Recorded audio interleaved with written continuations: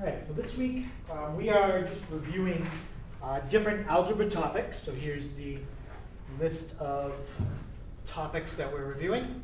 So factors, solving equations, plugging numbers in and getting the answer, and then graphing lines. And that's that. All right, so let's look at the first one. So hopefully you can read it. If you can't, it might look a little bigger on the board, but it's a little small on the worksheet. So the first IXL is on factoring. So factors are any two numbers that you multiply together. Thank you. That's it. So for example, if I had, let's say, 3 times x, and I said to you, what are the factors there? You would say 3 is the first factor, x is the second factor. If I had something like x times y, x is the first factor, y is the second. So factors can be letters, or factors can be numbers. Okay, either way. If you have parentheses, remember, factors are separated by multiplication signs, not addition or subtraction. So this is a factor, and all of that is a factor. Okay. So the way the IXL works is they give you like two expressions, and they just ask you to classify, or basically you drag them to the boxes. We'll just draw lines on the board. All right, so if you look at x plus 5, is that one of the things that's being multiplied in the first box or the second box? Which one? Antonio? The second. Yeah, that's the second box. So you just drag it to that box. 3w, is that one of the things that's being multiplied in the first box or the second box? Yeah? Yeah, it's the entire thing, 3w. Yep. And then 2 in parentheses x plus 5, is that factors of 3w, or is that factors of what's in the second box? Yeah? The second box, yeah. So it's pretty straightforward. Okay. Let's try the next one. So again, you're looking for that, and basically which thing you see it in below. 13u. Okay. Is that a factor of what's in the first box or the second box? Ryan. The 13u? Yep. First box. Yeah, that's the first box. It's the entire thing, but that's okay. The factor can be the whole thing, or it can just be part of it. Okay, so like if they had a 13 up here, say that was another one they had, that would also go there. Okay, it doesn't have to be the whole thing. How about the 6? Factor of the first box or the second? Yeah, the second, yep. That's it. V, so now they're identifying a variable. Is that in the first box or the second box? About Gigi? The second. Yeah, it's in the second box. It's not the entire thing. It's only part of it. It's just the V, but that's fine. And then 6v, well, that's also in the second box. All right, so the first IXL is usually pretty easy. You just drag them, and that's it.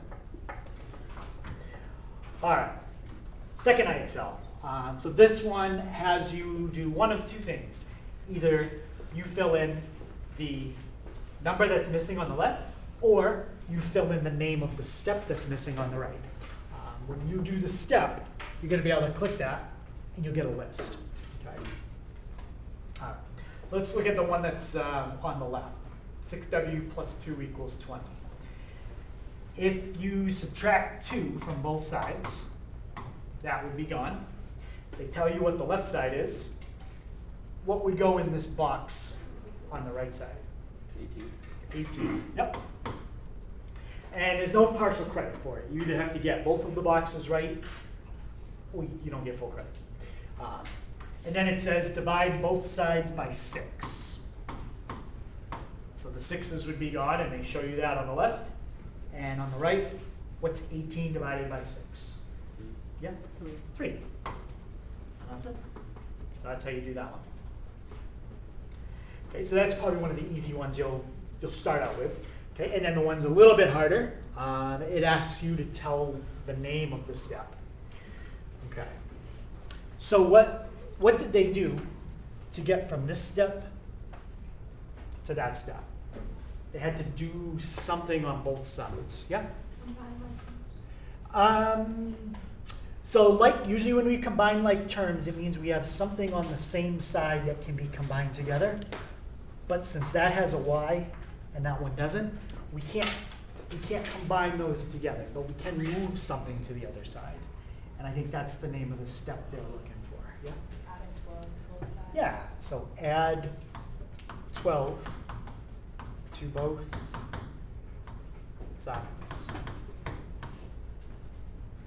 That's what they did there. So they added 12 to both sides. And now the next step is kind of like the last problem. They want to know if you divide both sides by negative 11, what you get. So that's gone. And what's 11 divided by negative 11? Yep. 11 divided by negative 11. Negative 1. Yep. And that's it. Any question on that one? How is it negative 11? Why is it negative 11? Because there was a negative right there. So we had to divide both sides by negative 11. The negative was part of the original problem. Okay, and then the last one like that, let's see. Fill in all missing terms. This one has a little bit of both. So some on the right, some on the left. Okay. How did they get from that step to that step? And this is something somebody else mentioned earlier. Yeah? Yep, that's combined like terms. Because you've got a 7 and a 10, and they both don't have a letter, so you can combine them.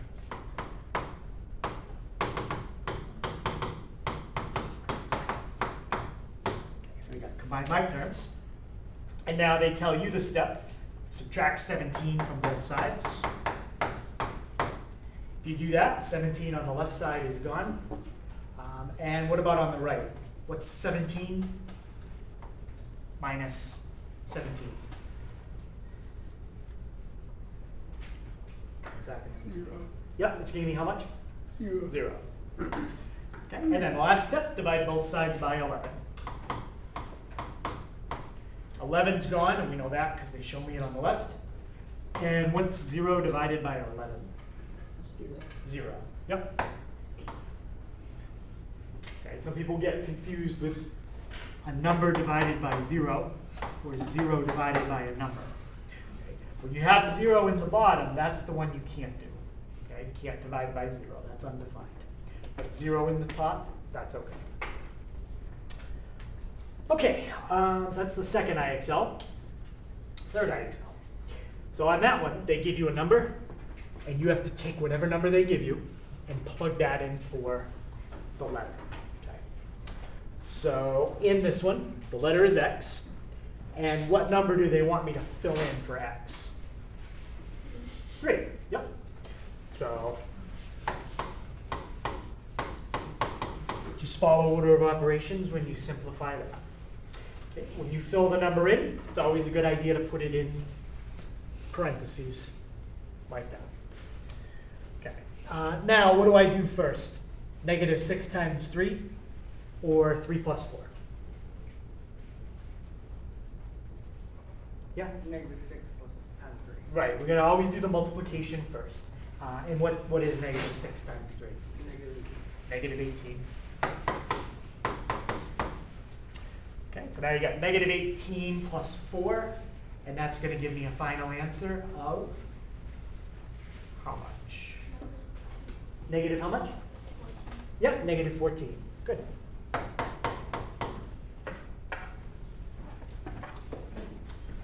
Okay, so that's probably, again, one of the first ones you'll start out with one of the easier ones.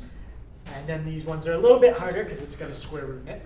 But we can use a calculator if we need to. Okay, so the letter is X. And what number do they want me to fill in this time?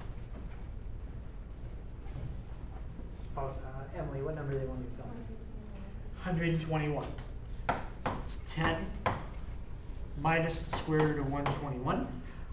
Does anybody know what the square root of 121 is? 11. Yep, 11 times 11 is 121.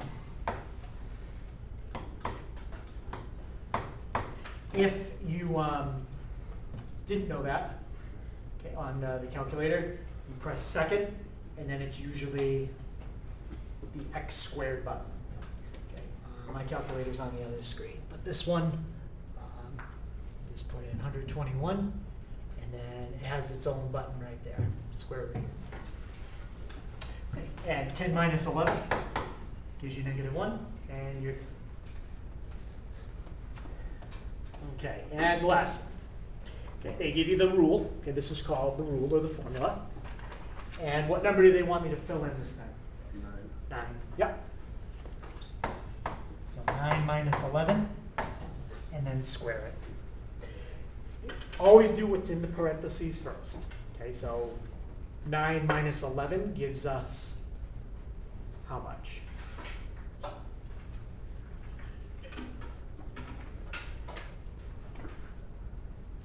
Yeah. -2. Yep, gives you -2. And what's -2 to the second power? 4. 4, yep. Whenever you square a negative number, the negative goes away. There you go. Okay, so that's the third IXL. Okay, practicing just typing in a number and getting the answer. Okay, last IXL. So this one is graphic. Okay, so we've got a couple that are just what we call like standard cases, the top one and the bottom one. And the one on the right, that's a special case because it doesn't have a Y in it. Anytime that you're missing a letter, that's a special case. All right, so we'll talk about that one in a second. Let's do this one first. Okay. When you write something like this, which is basically what examples 1 and 2 are, that's called slope-intercept form. Does anybody remember what number that is? What is that now? -6. Just in general, not specifically for this problem. Slope. Yeah, M is your slope. And does anybody remember what the V is? Y-intercept. That's your y-intercept. And the y-intercept tells you where you cross the y-axis.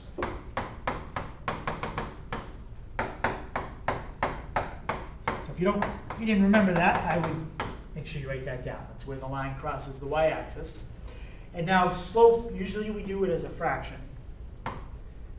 It's 2 words that begin with an R. Anybody remember Rise over run. the 2 words? Yep.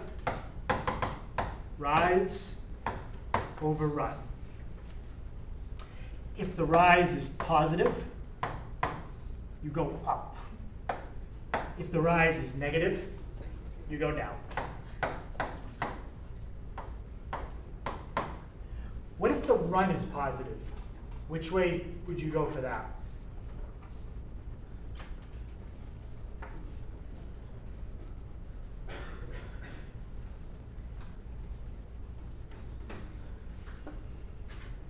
Remember which way you go when the run is positive? Yep. To the right. And if the run is negative, you would go to the Left. left. Yep. So as long as you know which way to go for the slope and where the line crosses the y-axis, you're going to be fine for the standard problems. Okay, so let's look at the first one. I think somebody started to tell me a minute ago, what was the slope of this one? Yep, -6, but it's not a fraction, so we always want to make it a fraction. And what number can you always put in the bottom to make something a fraction? 1. Yep, you can always put a 1. Okay. So the first step is always to graph your y-intercept. Your second step is to do your slope. So let's do the y-intercept first. Okay, y-intercept is 1. Put a dot where the line crosses the y-axis. Up 1. Okay, now for the slope. The slope is -6 over 1. Negative means we're going to go down. So down 6, and the number at the bottom is a +1. Down 6, right 1. That's how you graph your slope. So you go down 6, 1, 2, 3, 4, 5, 6, and right 1. When you do it on the IXL, you'll just have to do the 2 dots and then it'll make the line. If you're doing it by hand, you could do it again. You can also go reverse. Okay, this is how I generally do it. But if you're running out of space and you can't go down and to the right, you could do everything backwards. You could go up 2, 3, 4, 5, 6, and to the left. That's the same thing. Okay, and then don't forget to draw your line a little bit off. About like that. There's your line. Okay. Now the one on the right, that's a special case. We know it's a special case when it's missing one of the letters. When you're missing the Y, the line is either horizontal or it's vertical. Does anybody remember which one this one is? Is it the horizontal or the vertical? Yeah? So this one's the vertical. Whenever it's x equals a number, it's always vertical. Okay, if you've got y equals a number, that's horizontal. Let me write that down. So x equals is always the vertical. So vertical looks like this. And y equals is horizontal. Looks like that. Okay, so this one's going to be vertical, and it's going to be a vertical line at what number? 7. Yep, just do a vertical line right at 7. So we can just make our line, and then move it where we need it. That's it. So the special case, I think, is actually easier than the regular case. That's all you have to do. All right, and the last one. Graph the line using the slope and y-intercept. Okay, do we have both an x and a y on this one? Yeah, so this means you're just going to follow the regular rules, nothing special. Okay. What's my y-intercept? 1. Yep. Y-intercept is 1. And my slope is what number?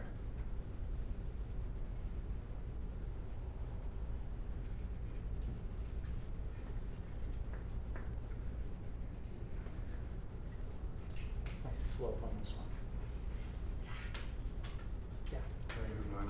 -9/8. -9/8, which means you're going to go down how many? 9. Yep, down 9. So 1, 2, 3, 4, 5, 6, 7, 8, 9. And then we're going to go which way and how many? 8 to the left. So let's look back at the chart. Oh wait, no. If we went down, it would be to the right. Yep, bottom number is positive. So we had -9/8. So positive number in the bottom. Yep, go to the right. So down 9, right 8. Puts me right there. And then draw your line. So about, it's close enough.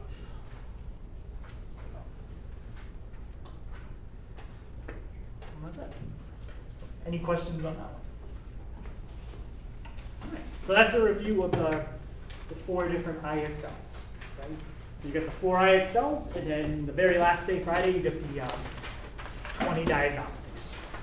Okay, so you've got about 10 minutes left.